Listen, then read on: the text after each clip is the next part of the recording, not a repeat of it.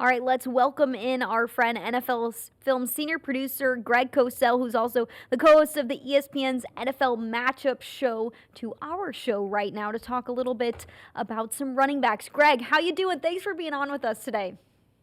Well, it's funny you mentioned because we shot the NFL matchup draft show this morning, and it airs on Monday night a couple of times on ESPN and ESPN2, so we're in good shape.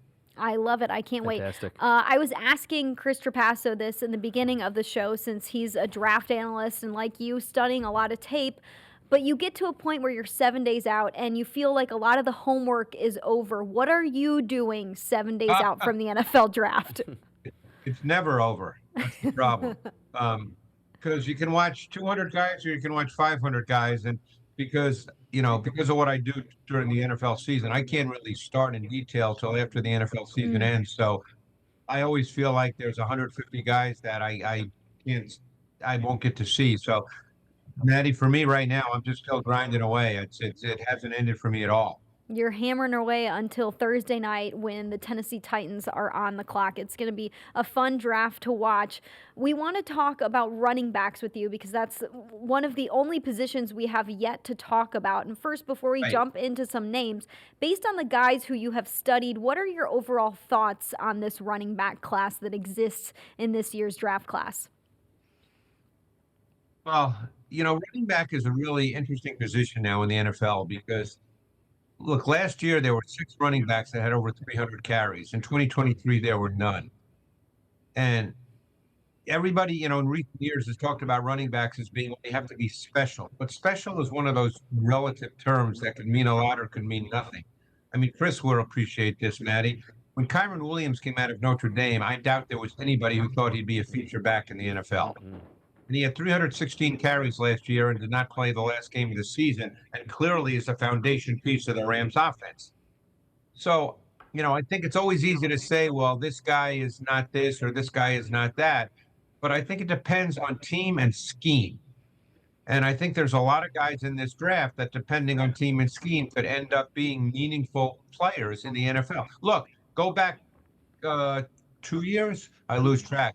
Jahmyr Gibbs, okay? He was drafted 12th. I'm sure a lot of people, they knew he was explosive, but I'm not sure a lot of people thought he'd be the kind of back that could get over 200 carries. And obviously he did because Montgomery got hurt and missed 3 or 4 games, David Montgomery.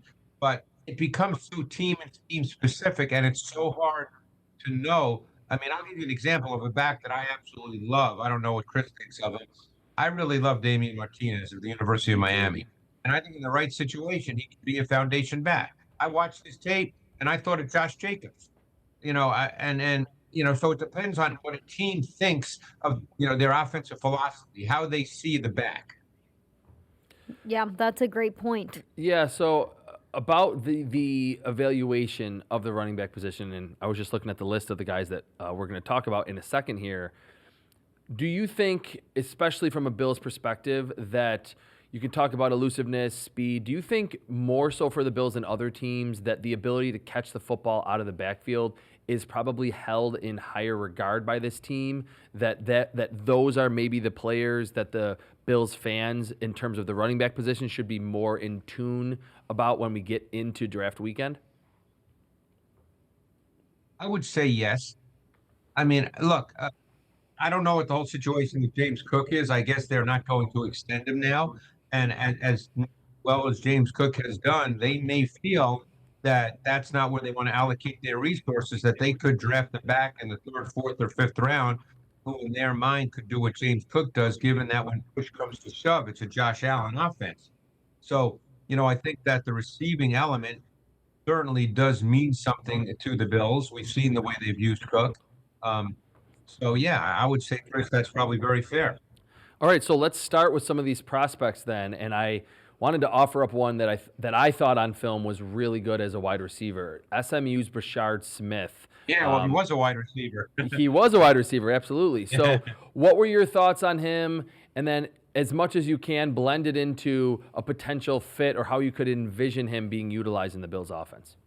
Well, it's funny you say, because he's a 4-star recruit at wide receiver, and he signed with the University of Miami, and where he played 35 games in 3 seasons, and then he went to SMU where they made him a running back. I kind of like Brashard Smith. I mean, it's funny. Here's another great example. The conventional wisdom would be that he lacks the desired size to be a quote unquote primary back. But then you look at what Bucky Irving did with the Bucks last year, where he had over 200 carries and he's 192 pounds. Um, and obviously Smith is a very good receiver. He had close to 50 catches a year ago. He ran really well. Um, he's the kind of guy you can line up in multiple locations within your formation. And for a team that, clearly the Bills do want to run the ball, we know that. But I don't think they're running such that they need a back team to have 280 or 300 carries Mhm. one back. So I really like Smith a lot. I think he's probably an ascending player. When he ultimately reaches the NFL level, I think that becomes a function of team and how he's deployed. But I think he's a really interesting prospect, Chris. Another prospect who I've had a fun time watching and think that he could be fun in Buffalo's offense. And a lot of people have talked about him as a running back that offers several different things is Tennessee's running back, Dylan Sampson, who was in 2024 SEC Offensive Player of the Year, first team All SEC, had a school record 22 rushing touchdowns. What does Dylan Sampson offer that other running backs don't? I don't know if Briggs offers things other running backs don't. I mean, I think he's a good prospect. I mean, he's another guy that's just 200 pounds, not overly big. I think that he knows how to run. I think he had an innate feel for the patience, the discipline demanded in gap scheme. They ran a ton of gap scheme runs where they pulled guards. Um, he certainly got short area burst. He's like I said, he's not a big back. So the question is, what does that mean as far as his deployment? For the Bills, Maddie, he may be fine because like I said, they're not necessarily looking to have a back with 300 carries.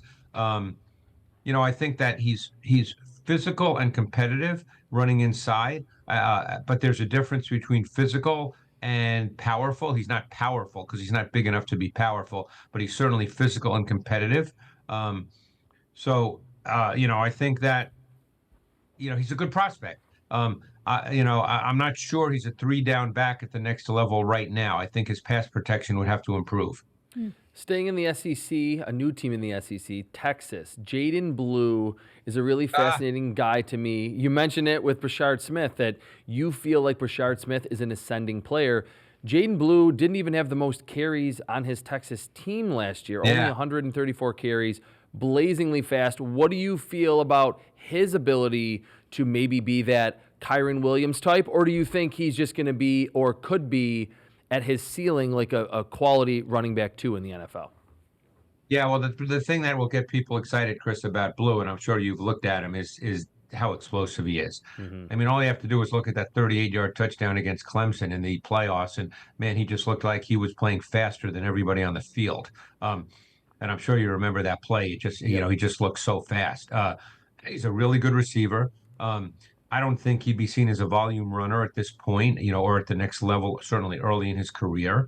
It's funny that we're talking about him because here's what I typed when I finished watching him. I said, Blue at this point in his development is not a volume runner at the next level, rather projecting and transitioning early in his career as part of a two-back system. But it would not surprise me if with coaching and experience, he became the kind of back James Cook is for the Bills, and that Cook is a primary back, but not a foundation back in terms of number of carries. So, I saw him in a very similar way, but he is really, really explosive, and he is a good receiver. He's a mismatch weapon in the passing game.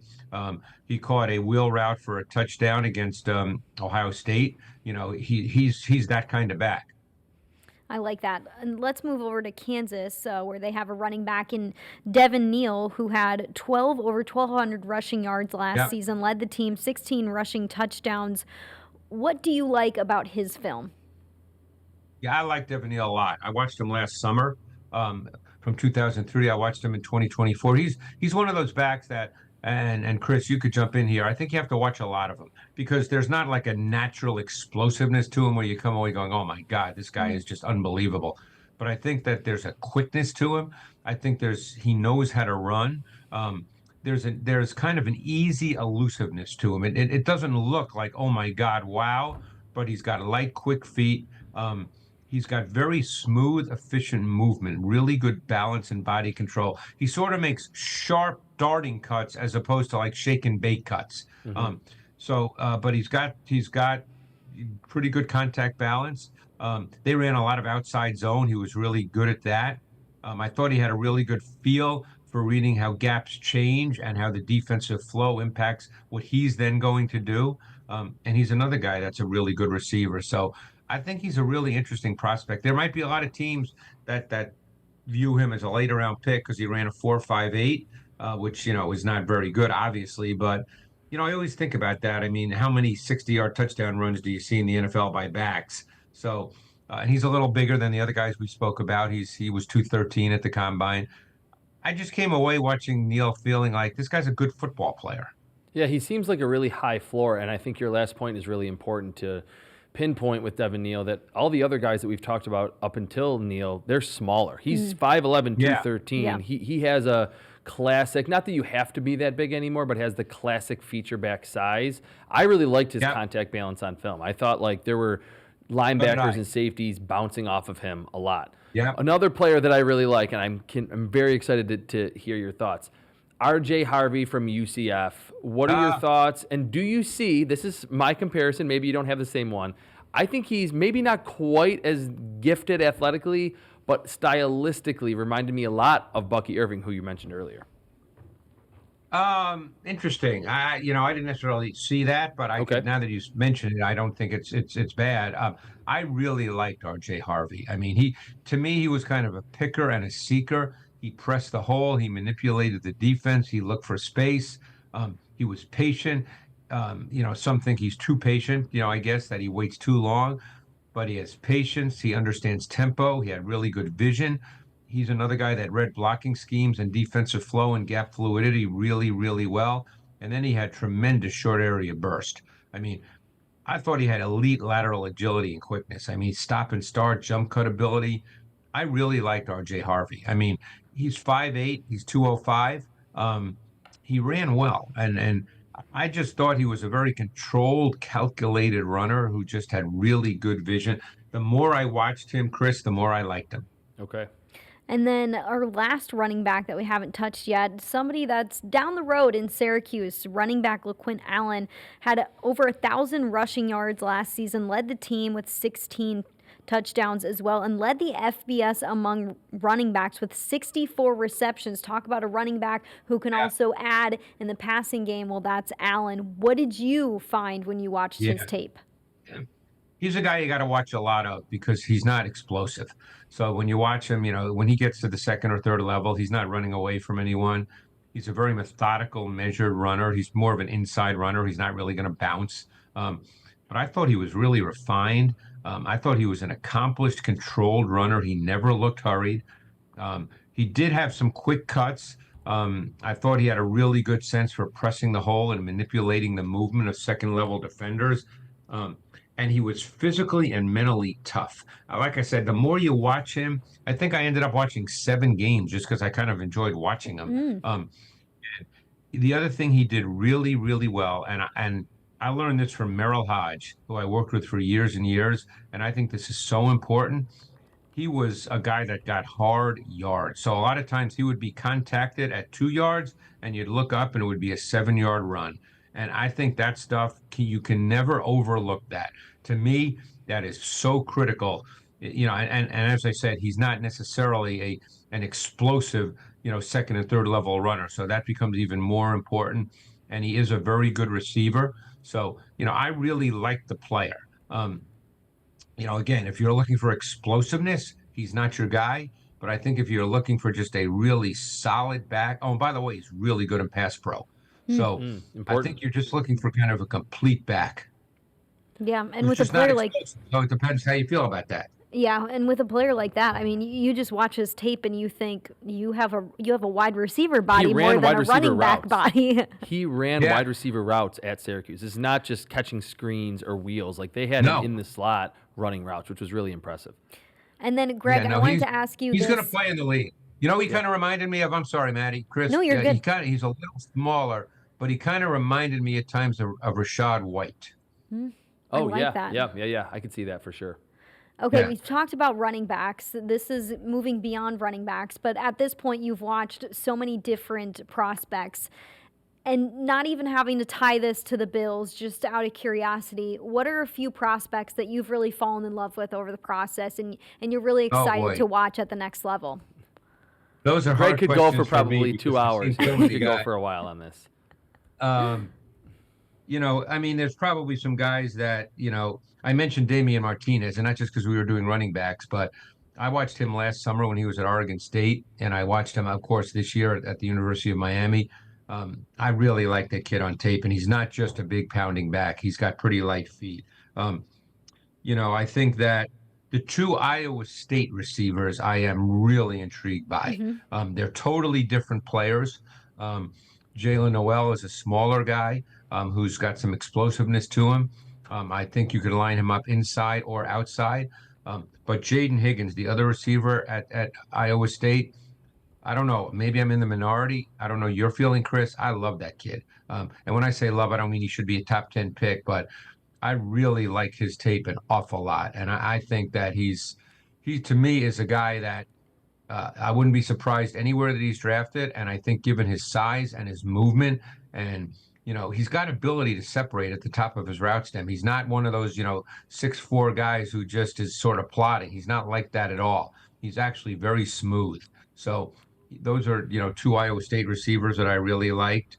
I'm trying to think. I'll tell you a guy that intrigued me immensely, and I'm not sure what he's going to be in the league. And that's Alfred Collins, the D tackle from Texas. Huge. He's 6'6", 332 pounds. And when you just see him on the field with the other big guys, they look like ninth grade Pop Warner kids compared to him. I mean, but he does have a tendency to play a little high, but his good plays, he looks ridiculous. I mean, it's one of those where you go, oh my God. So, sometimes the guys who do have a tendency to play upright, though, that's a hard thing to fix. But he's super intriguing, and I don't know. I'm very curious, Maddie, in response to your question, to see who drafts him and what he can be in the league. All right, last one for me is not actually a question. I would hope that I can have a few seconds here to tell a story about Greg, to pay homage to how great of an evaluator Let's do Greg it. is. Being a draft guy, Oh, this is boy. inspirational for me, seriously. 2012 draft. I am working at Bleacher Report. I'm just covering the draft. I love college football. There was not really a lot of film available. And everyone had, and what I'm sure Greg will understand, can be an echo chamber and a lot of groupthink. And everyone, I'm telling you, everyone had Morris Claiborne as the number one cornerback. LSU got picked by the Cowboys. Number 6 in the draft. Yes. Number 6. And I'm trying to just get as much research done to live blog this draft in 2012. That's the RG3, Trent Richardson, Andrew Luck draft. And I come across Greg Cosell's rankings, and I'm like, I need to read these. And I'm expecting to see just the exact run-of-the-mill rankings of every position. And there's a tie to the Bills here, obviously. Greg, you had Stephon Gilmore as your number one corner in that class. And for me, that was like, whoa. He's not aligned with everyone else, and you stuck to that. And to this day, Morris Claiborne, and no disrespect to him, been out of the league for years. Stephon Gilmore is still playing in the NFL, won Defensive Player of the Year. So that was a light bulb moment for me where that went on, where I thought it was better and was just for your integrity to do your own evaluations and try to avoid the echo chamber that it can be. And you were, to me, a pioneer for that. I appreciate that, Chris, but the way I do, and believe me, I get guys wrong. Everybody does. So Yes. I appreciate what you said. Me too. But what I do is look, I don't work for a team, so I'm not doing the due diligence teams do. I'm not interviewing guys. I'm not doing all that. I sit and watch tape, and I let the tape speak to me. And, to me, if I'm done with a guy in mid-February, I was done with Cam Ward in mid-February, okay? But this was before the combine, because I normally do the quarterbacks first because, Same. Maddie, as you know, that's all I get asked about at the combine are quarterbacks. That's the way it works, And And I said Cam Ward in mid-February. I started to say I think Cam Ward is worthy of a number one type pick, that he is an elite prospect. Now, again, we don't know how he's going to do in the NFL, but I'm done at that point. Like, I'm not changing my point of view, just because I might see, and I don't do mock drafts because that's not the best use of my time. But, to me, when I'm done with the tape, I'm done with the tape. Yep. I move on to the next guy. And sure, do I see the mock drafts? Of course, I don't live under a rock, and a lot of these guys are friends of mine. But I don't change my opinion now. I've done these guys. I move on to the next guy. Yeah, I think there just needs to be more draft evaluators like Greg out there, because a lot of those opinions magically change in March and April. And I'm not trying to call out anyone specifically. Yeah. I just think the industry as a whole would be better for fans and listeners if there was more legitimate evaluations. And that 2012 cornerback rankings, I will never forget that. To see Greg was the only one on an island and was fine with it. And then now, 14 years later, he's ultimately was right on that cornerback ranking to have Stephon Gilmore ahead of Morris Claiborne. I love a story like that. I appreciate it, Chris, but I also thought Zach Mettenberger could play in the NFL. So, Me too. I did too. It's fine.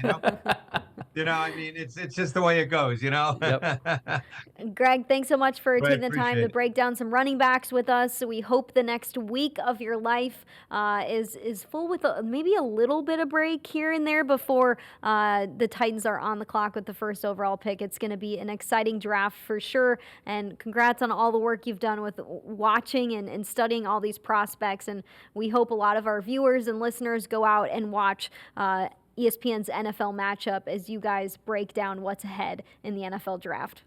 Hey, just one quick thing. My 33rd team stuff just came out today, so try to find it. I think there's like 200 guys that are in that. I can't quite do what Dane Brugler does because I can't do it, 12 months a year. But I think there's about 200 guys that are evaluated. And it's on the 33rd team, you said? Yep. Okay. Yep. Perfect. Should be out this afternoon, I think. I'm going to be looking for the next Stephon Gilmore over Morris Claiborne. All right. Thanks, appreciate guys. it, Really Greg. We'll appreciate see it. you on the other side. All right. Take care.